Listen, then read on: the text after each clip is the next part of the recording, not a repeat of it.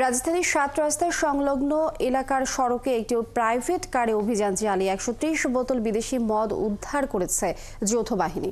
এই সময় প্রাইভেট কারের চালক সহ ৫ জনকে আটক করা হয়েছে। শনিবার রাত 11:30টার দিকে এফডিসি থেকে হাতিরঝিলের প্রবেশমুখ সংলগ্ন এলাকায় অভিযান শুরু করে যৌথ বাহিনী। সেনাবাহিনীর ৪৬ পদাতিক ব্রিগেডের অধীনস্থ ২৫ ইস্ট বেঙ্গল রেজিমেন্ট এবং পুলিশের সমন্বয়ে গঠিত বাহিনীর সদস্যরা মোটরসাইকেল, প্রাইভেট সহ যানবাহনে তল্লাশি শুরু করে।